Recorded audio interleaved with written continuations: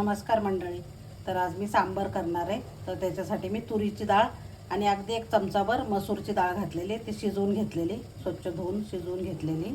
आणि त्याच्यासाठी मी काय काय घेतले दाखवते सांबारसाठी. 3 वांगी घेतलेले, टोमॅटो घेतले आणि शेवग्याच्या शेंगा घेतलेले, बटाटा घेतलाय, कांदा घेतलाय. त्याच्यात डाळ शिजवली होती, त्याच्यातच पाणी घेतले मी. याच्यातच भाज्या शिजवून घेणार. हळद टाकली, टाकायचा, भाज्या टाकून घ्यायच्या, बटाटा, कांदा, सगळं, वांगी पण टाकायची, शेवग्याच्या शेंगा टाकायच्या, सगळं टाकून शिजवून घ्यायचं 2 शिट्ट्या. कारण डाळ जास्त वेळ लागतो डाळीला, म्हणून ते सेपरेट शिजवायचं.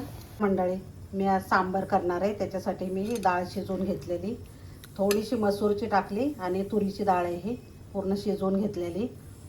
आणि त्याच कुकरमध्ये ना मी सगळ्या भाज्या टाकलेल्या शिजवायला, ते पण दाखवते. आणि आता मी सांबार करायला घेणार आहे.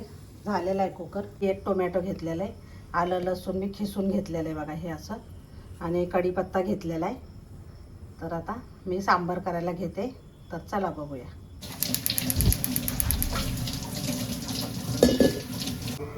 तेल टाकून घ्यायचं, जिरे मोहरी घालायची, लसूण घालायचं, कढीपत्ता घालायचा, टोमॅटो घालायचा, पावडर टाकायची जेवढं तुम्हाला तिखट हवं आहे तेवढं. मिक्स करून घ्यायचं. टोमॅटो एकदम मॅश झालं पाहिजे बघा, पूर्ण शिजवायचं छान. आता सांबार मसाला टाकायचा, एव्हरेस्टचा आहे, तर मी 2 चमचे टाकते. तसं पाणी ओतायचं आणि छान शिजवून द्यायचा जरा मसाला. थोडी चिंचेची चटणी टाकते, किंवा चिंच टाकली तरी चालेल, पण मी चटणीच टाकते. मिक्स करून घ्यायचं. मंडळी, गूळ टाकून घ्यायचा तुमच्या आवडीप्रमाणे, पण गोड आंबट गोडच छान लागतं सांबार, त्याच्यामुळे मी जरा जास्तच टाकला आहे गूळ. हळद टाकायची, हिंग टाकायचं, हिंग जरूर टाका, कारण हिंगामुळे खूप छान टेस्ट येते.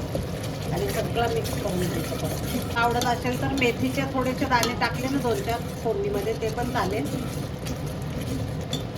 पण मी नाही टाकलं, कारण मध्ये मध्ये कडवट लागतं जरासं. कुणाला आवडत असेल तर टाकू शकता. माझ्या मुलांना नाही आवडत, म्हणून मी नाही टाकलं. हे सगळे शिजलेल्या भाज्या आहेत ना, त्या टाकून घ्यायच्या. शिजवलेली डाळ आहे ती पण टाकून घ्यायची. तर तुम्हाला किती घट्ट पातळ पाहिजे ना, त्यावर तुम्ही पाणी वाढवायचं. याच्यामध्ये मी गरम पाणी करायला ठेवलेलं आहे, तर गरम पाणी टाकणार आहे. मीठ टाकून घ्यायचं चवीप्रमाणे, कारण मीठ कशातच टाकलं नव्हतं, त्याच्यामुळे आता टाकून घ्यायचं मीठ. मंडळी, मी त्याच कुकरमध्ये गरम पाणी केलेलं आहे आणि ते ओतणार आहे. तुम्हाला जेवढं तुम्हाला पातळ हवं आहे ना, तेवढं तुम्ही करू शकता. मंडळी, छान उकळी आलेली बघा, आणि इतकं छान होतं ना सांबार. आमच्याकडे सगळ्यांनाच आवडतं मी केलेलं सांबार, फक्त सुनबाईला आवडत नाही, त्याच्यामुळे तिला चटणी करावी लागते. तर बघा, आता कोथिंबीर टाकून घ्यायची, आणि इतकं सुंदर झालेलं आहे ना, खूप टेस्टी होतं. तर या पद्धतीने तुम्ही पण नक्की करा. मी इडली पण केलेली. जर तुम्हाला इडलीची रेसिपी माझी पाहिजे असेल तर तुम्ही मला कमेंटमध्ये सांगा, की रेसिपी म्हणून मी टाकेल. सुंदर झालेलं आहे खूपच. याआधी पण मी इडलीची रेसिपी दाखवलेली, तर किती घ्यायचं प्रमाण वगैरे.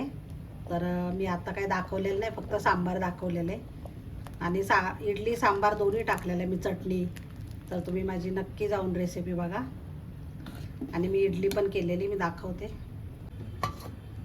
तर हे बघा मंडळी, इडली पण केलेली, गरम गरमच आहे. मंडळी, मऊ लुसलुशीत इडली तयार आहे. हे बघा, तुम्ही बघू शकता किती सॉफ्ट झालेली. तर ह्याची जर तुम्हाला रेसिपी पाहिजे असेल, आणि एवढं छान सांबार आहे ना, की मस्त एकदम, खूपच छान लागतं इडली सांबार. तर या पद्धतीने तुम्ही पण नक्की करा. आवडलं तर लाईक, शेअर आणि सबस्क्राईब करायला विसरू नका. धन्यवाद.